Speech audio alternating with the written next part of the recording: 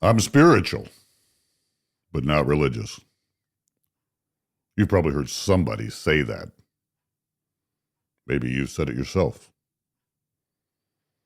And I'll tell you something. I understand it. Because organized religion has given people plenty of reasons to be skeptical. Hypocrisy, scandals, money, power, political rules. People claiming to speak for God while behaving anything like or nothing like the God they claim to represent. So I understand somebody looking at all of that and saying, no thanks. I don't need religion to be spiritual.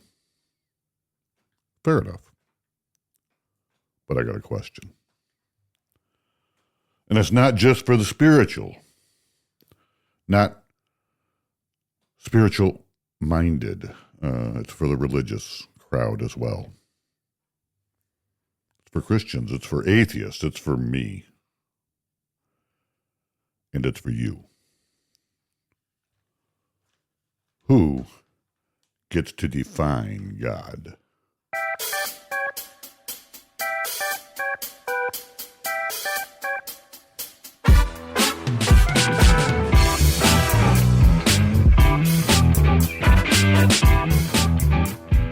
Hello, my queen. How are you? Good morning, my love. I'm super fantastic. Oh, makes me think of my itty bitty pretty one. That's where it came from. Yeah. I decided God is like, I decide what's right and what's wrong, right? That's what God does. So if I decide which teachings I'll accept, or if I decide which ancient traditions still matter, if I decide which parts don't, and ultimately I decide which version of God I'm comfortable believing in, then I've got to ask myself something. Am I actually seeking God? Or have I created a God who answers to me? That's kind of the bigger question, right? Yes. And preface most of this, I don't want to interrupt you, I'm sorry. No. This is a pretty personal episode because we've been all over the map on this. We have a lot of thoughts. I could argue both sides of this coin relatively easily, right? Mm-hmm. Well, we've had a lot of experiences. Correct, yes, yeah. And so... And we're so young to have all these experiences. That's what blows my mind. Kind of like last night when you were telling me about that fighter and you're like, he's an old guy. So I'm like, I said, well, Yeah. let me look him up. I don't know who you're I'm talking about about. Butterbean. I'm talking about Butterbean. Yeah, Butterbean. my man. So I look him up and I said, he's 60. He's a year younger than you. Oh, yeah, he's a young guy.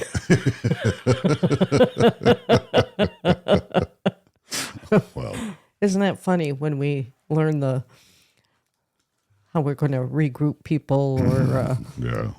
No, you're right. That's right. But yeah, I mean, I do that a lot with, I used to think my grandfather was so old at different stages of my life. And boy, he was a young man. For a lot of what you were remembering. Yes. I know. Yes. Yeah. So we're continuing a conversation that started several episodes ago, really. We said reality doesn't change just because we don't like it, right? Then we ask if something could be true even if nobody believed it. Then we turn the question inward. What if I'm wrong? And now we have arrived at something even deeper. If there is truth, And if I can be wrong about it, then there must be something outside of me capable of correcting me. So when it comes to the biggest questions, God, meaning, good, evil, purpose, how we should live, what happens when we die, who gets the final word, and that's what we're wrestling with today.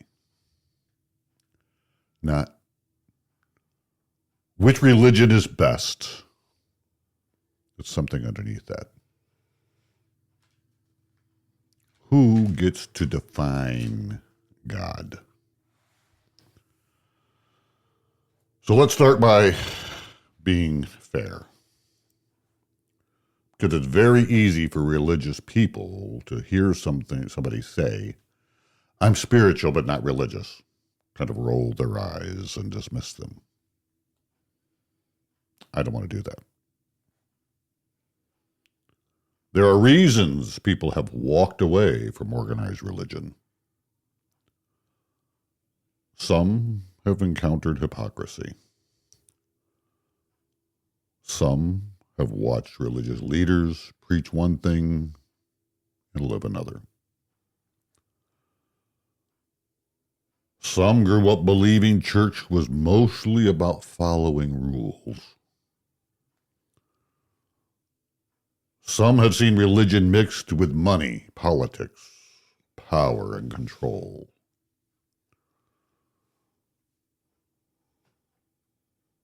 Some have been genuinely hurt by people who represented themselves as followers of God. So when somebody says, I believe there's something more, I just don't want organized religion, I understand the attraction. Actually, there's something encouraging buried inside that statement. They're saying, I don't believe the material world is all there is. And that's worth exploring. So let's explore that. I have been there. Mm-hmm. Yeah, absolutely. We have been there, Yes. but I'm going to speak for myself because I have made the statement, and I think I've made this statement, and I'm about to say on this podcast before, that religion is just a vehicle for my faith. Correct. And I think that applies to the idea, not exactly the same, about being spiritual, But not religious. Because churches have failed us personally. Correct. From our youth to Correct. adulthood. Because, as you say, men are fallible, and that's who run the church. Correct. Right. For our personal experience. You're exactly right. So here's something I've been thinking about. So when we say, and I say we because we have said this, we probably haven't used that exact phrase because it's been a trigger for me, but what exactly do we mean by spiritual? Right? So maybe I meditate. Maybe I practice breath work. Maybe I spend time in nature. Maybe I believe there's an energy connecting things. Maybe I read the Bible.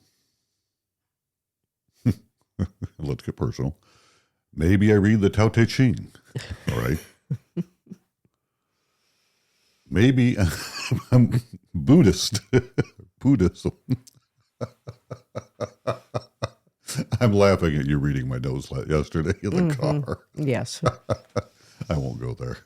Well, your handwriting was very sloppy. And Sorry. we were bouncing, and you know how that works for me. Maybe astrology. Maybe manifestation. Maybe I pray occasionally. Maybe I take pieces from several traditions. And I keep the things that resonate with me. Okay. But there is a question hidden underneath all of that. Who decides what gets kept? Me. Mm-hmm. And now things get interesting. And you shared this, that we've been right here, right? Mm-hmm. For a variety of reasons. And a variety of different congregations, denominations. Mm-hmm. And I would add to that list different television pastors on TV. Oh, yeah. And again, who's in charge of deciding which one you resonate with? We're going to talk about resonating in a minute here, right? But yes, so you're exactly right. And I always said if they don't open their Bible and preach from a Bible, then they're not for me. Correct. But there have been some that, first of all, look, they're men. Mm-hmm. They're human beings. I don't want to say give them slack, but we've got to give them a little. They're no different than us. Mm-hmm. They have chosen a different vocation. Mm-hmm. That's all. However, knowing what they know, I'm assuming they know, and that is even not that our faith is not based on facts and knowledge only. It's not. So here's some questions I'm going to throw out here for the listeners that I want you to consider while you're listening to this. What do you mean when you call something spiritual? And here's another one. Where did your spiritual beliefs come from?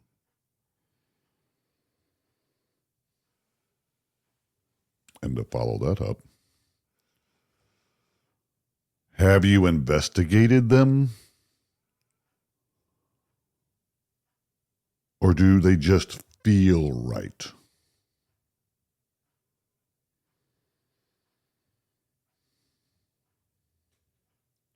And here's the question I want everybody to just sit with for a bit.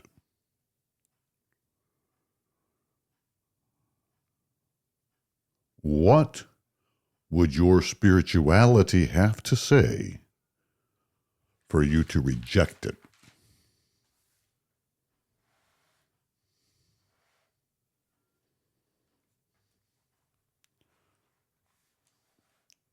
Now I'll jump into that.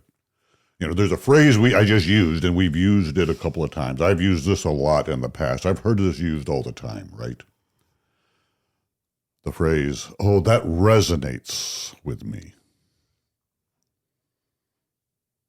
And there's nothing inherently wrong with that.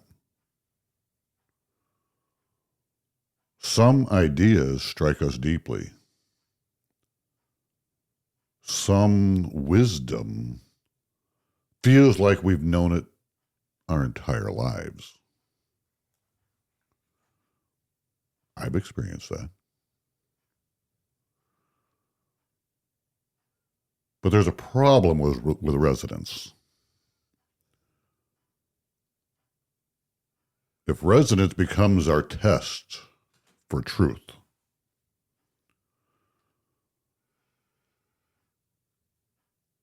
because a lot of things that aren't true can resonate with us.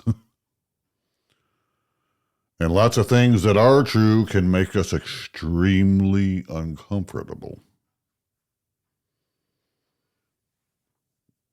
Think about the last episode, episode 174. What if I'm wrong?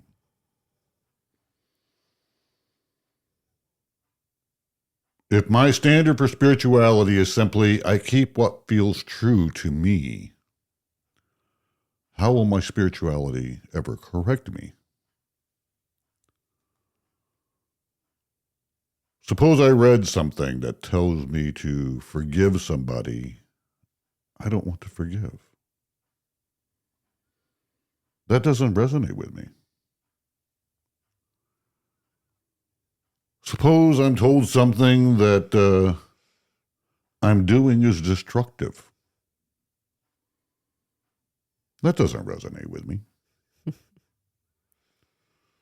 Suppose I'm told that I need to sacrifice something I desperately want. Nope, doesn't resonate. Suppose I'm told the problem here isn't everybody else. It's you.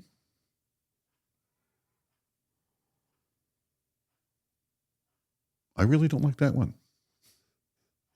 So I reject it.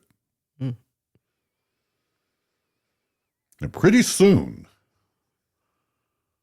I've assembled a spirituality where everything I believe conveniently agrees with me. So think about what just happened. I started searching for something greater than myself. But I reserve veto power over anything that challenges me.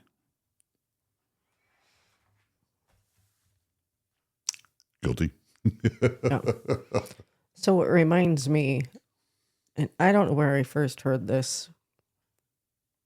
It was probably you preaching a sermon about the 10 Commandments that talks about you shall have no other God before me. Right. And at some point, we make ourselves, we break that commandment because we make ourselves God. Correct. And that right there reminds me of that. So we become God. We're going to talk about that. Yeah. You're exactly right. No, that is exactly right. We will eventually end up back in Genesis chapter 3, I think. I don't know how we can do this episode without getting there. But I think you're right.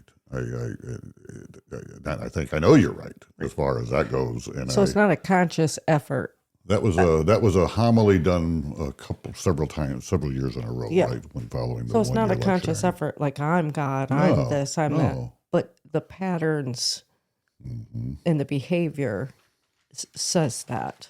Correct. Or makes it so.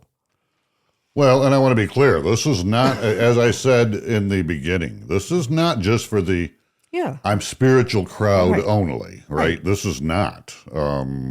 It's for all the choices that all of us make. Correct. The small ones, the medium ones. They just stack them up. I mean. You're right. Here's some more questions for the listeners and for us to ponder.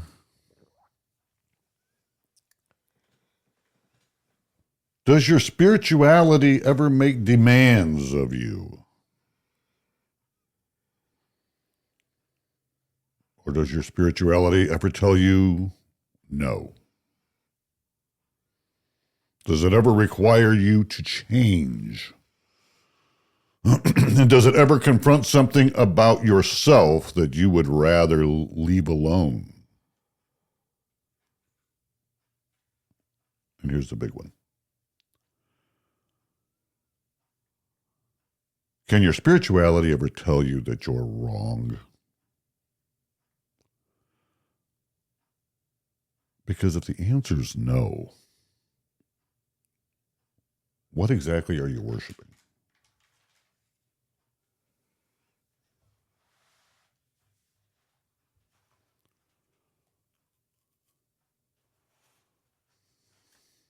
You got to do a little bit of a John Cougar Mellencamp, and I know he changed his name or whatever, but every time we don't like the word authority, right? It makes me think of the song "I Fight Authority and Authority Always Wins," right? I'm pretty confident that was John Cougar, right? I don't know. I think it was, but I don't think he changed his name. I think he dropped it was John Cougar Mellencamp. No, I think he dropped it. Yeah, Mellencamp. Okay. Yeah. We like freedom, independence, choice. I'll decide for myself. That's very American, right? But everybody has an authority. The question isn't whether you have one. The question is, what is it? Maybe it's scripture. Maybe it's science. Maybe tradition. Maybe your parents. Maybe your political tribe. Maybe social media. Maybe your feelings. Sorry. I know my feelings. Maybe your experiences. Maybe your favorite podcast. Maybe it's simply, I trust myself.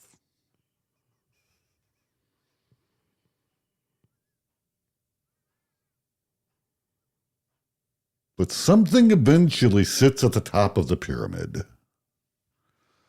Something gets the deciding vote. And here's where spiritual but not religious can become problematic. Not because meditation is bad. Not because ancient Eastern wisdom has nothing to teach us.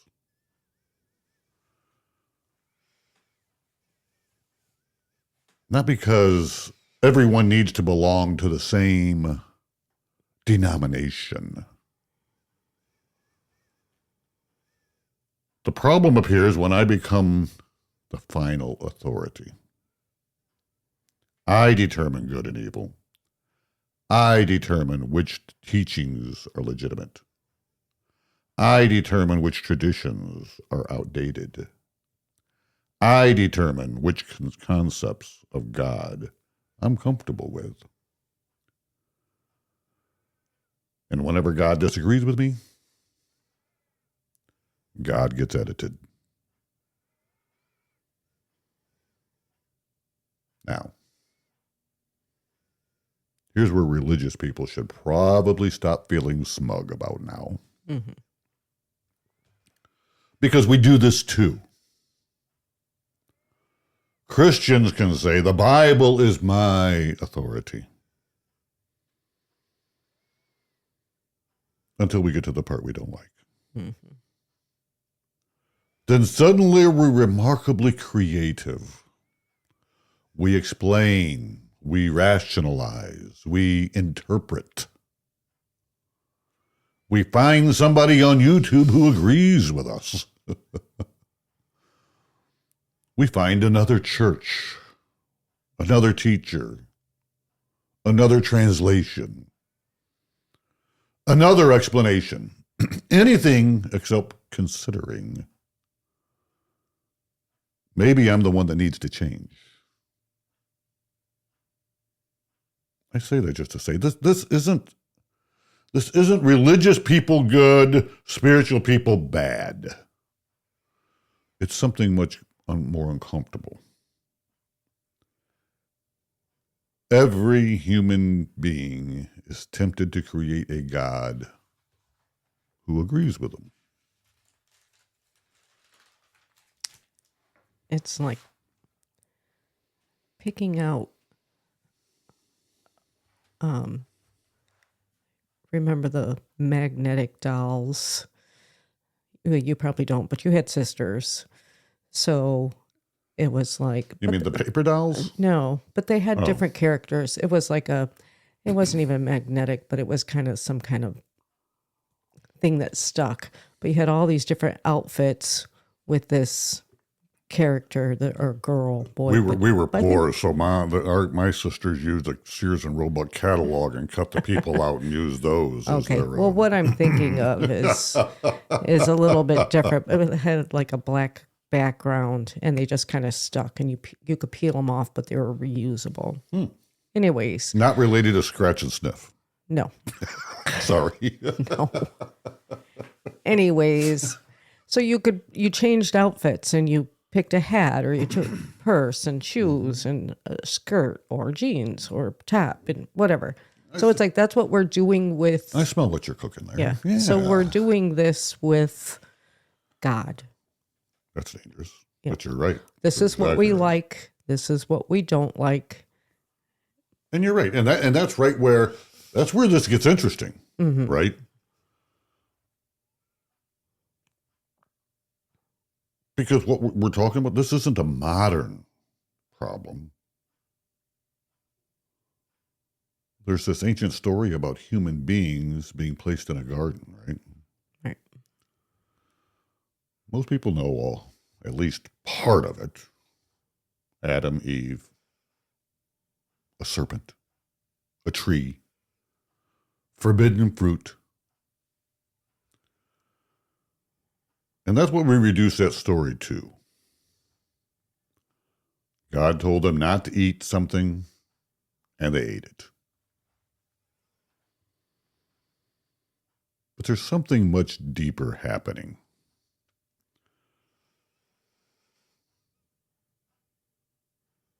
The tree has a name. The name of that tree was the tree of knowledge of good and evil. Think about that. Good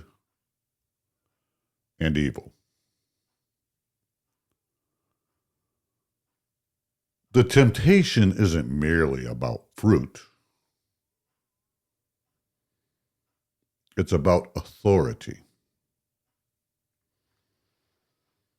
Who determines good and evil?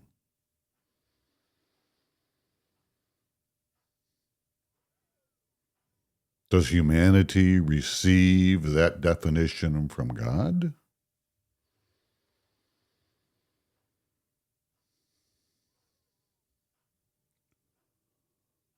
Or do we seize the authority to determine it ourselves? That's ancient.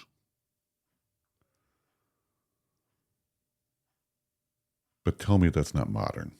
Mm-hmm. We don't need a serpent. We don't need a tree.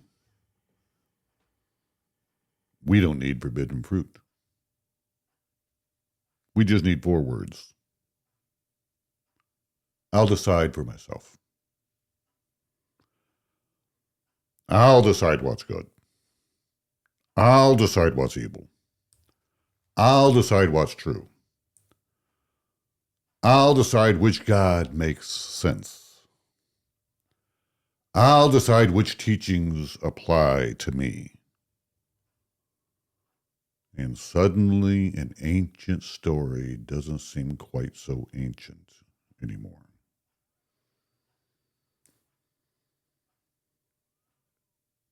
Maybe Genesis isn't describing something 2 people did a very long time ago. Maybe it's describing us. Maybe that's the temptation every generation faces. Not necessarily, I don't believe in God. Something much more subtle. I believe in God as long as I get to define him.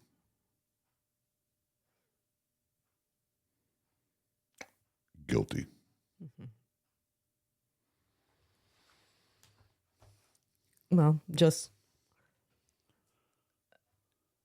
like them Adam and Eve chasing the knowledge. They wanted the same knowledge that God had. Mm-hmm. So they could hold the power to make the decisions. Mm-hmm. And that is us. As your favorite book says, there's nothing new under the sun. Correct. So that's why we are here. Sorry, what did I say? You just said my favorite book. Oh, sorry, I didn't say it. Yeah, Ecclesiastes. So that is us.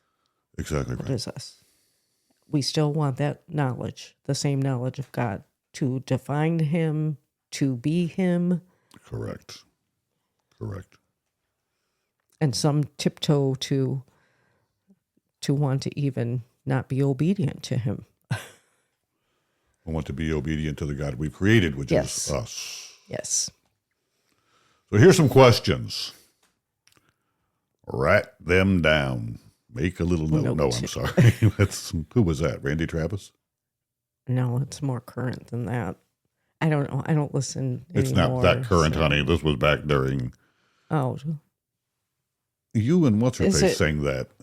No. Oh, I'm sorry. Maybe you didn't. I was thinking about the one about the road and the fence post and the... I'll be going your way. You be going mine or whatever. Anyway, sorry. I'm digressing. All right, here's a question. Have you created a version of God who suspiciously agrees with you about everything? Or does your God just like all the same people that you dislike? Does he share the same politics? Does he approve of all your choices? Does he require anything from you that you don't want to give? And if God never disagrees with you, is it possible you're not following God at all? Maybe you're following yourself. Mm-hmm.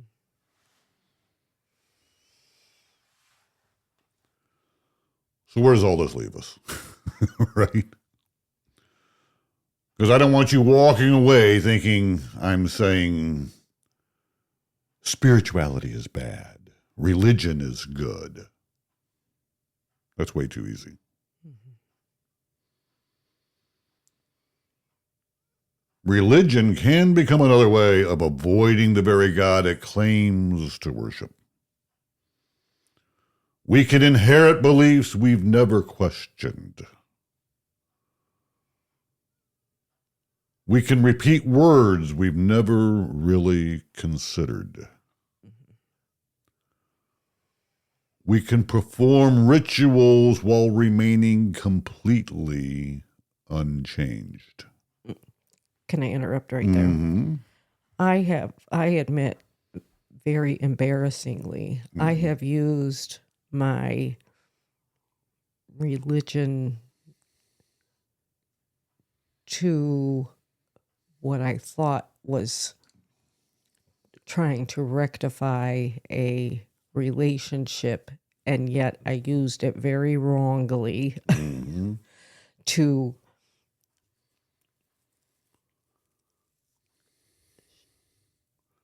control, direct, direct. I wanted to heal a relationship, but it was coming from a point of I'm so right and you are so wrong. And I tried to back it up with scripture and verse to show I'm so right and you're so wrong. Correct. And it failed miserably again. Shocking, right? Shocking. Again, I tried to play God. And we've all done this. Yes. We do this a lot. Yeah. This is nothing. I'm very embarrassed now. Well, experience and maturity. And it just took a lot longer for that relationship to heal because I decided to cut the main guy out. But again, in my religion, I thought I was doing the right thing. So, but same idea. Even in my religion, I was manipulating. Exactly what we're talking about. Yes. Right. I just wanted to add that. Sorry. So, Jesus encountered people like that. Mm-hmm. Everything we just talked about. People who knew the rules. They knew the traditions. They knew the arguments. And somehow missed God standing right in front of them.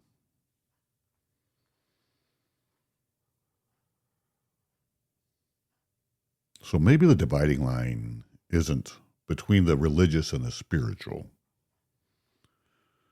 Maybe it's between those who are willing to seek truth and those who are already decided that the truth is, or what the truth is allowed to be. That's uncomfortable.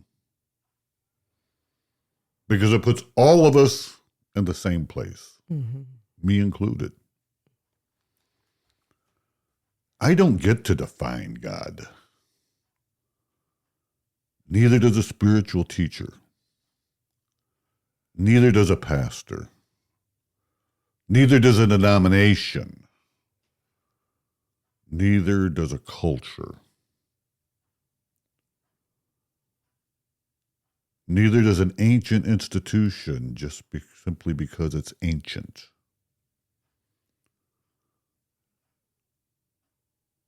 If God is God, our job isn't to invent him. Our job is to seek him. And seeking means being willing to discover something we didn't expect. Something we don't completely understand. Maybe even something we don't particularly like. Because the moment that I insist that God conforms to my expectations, I stop seeking. I'm starting to edit.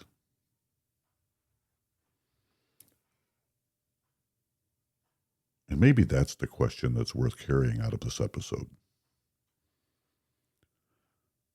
Am I looking for God? Or am I looking for the confirmation of the God I've already decided must exist?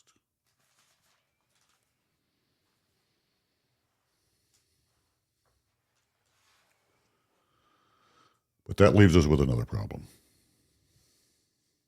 If I don't get to define God, and you don't get to define God, and religion doesn't get to simply invent him either, then how can we possibly know anything about him? Think about that. If God actually exists outside of us, how would creatures like us ever figure him out? Through nature? Reason? Consciousness? Ancient wisdom? Scripture? Religious traditions? Personal experiences? Or would God somehow make himself known? Because maybe the biggest question isn't, what do I believe about God? Maybe it's, has God ever told us who he is? And that's where we're going to go with the next episode.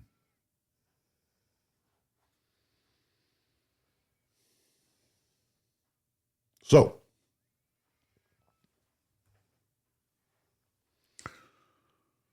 can you be spiritual without being religious? Sure. That's not really the question, right? The better question is, who has authority over your spirituality? Because if spirituality means I get to construct a belief system from everything I've already like, if nothing outside me has authority, if nothing can tell me I'm wrong, if nothing can demand that I change, if I get to redefine God whenever God becomes inconvenient, then I'm not sure I've escaped religion. I maybe have simply created a religion with one member. And I'm the Pope. I'm the theologian. I'm the council. I'm the congregation. And conveniently, I'm also the God. And that's worth thinking about.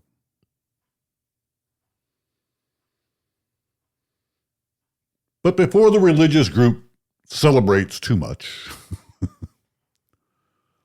we need to ask ourselves the same question. Have I spent my life seeking God? Or have I simply inherited a version of him that I've never examined? Because ultimately, neither spiritual person nor the religious person gets to decide what is true.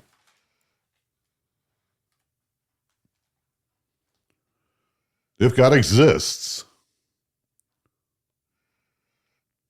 he is who he is, whether I like it or not, whether you like it or not, whether anybody behaves or believes it or not. And suddenly we're right back where we started this whole conversation. The truth is worth seeking, even when it doesn't agree with us.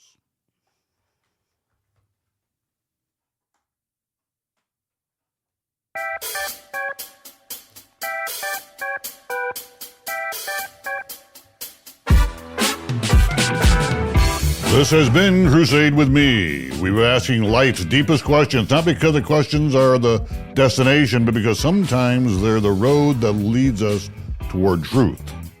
Question what you've inherited. Question what the culture hands you. Question religion. Question spirituality.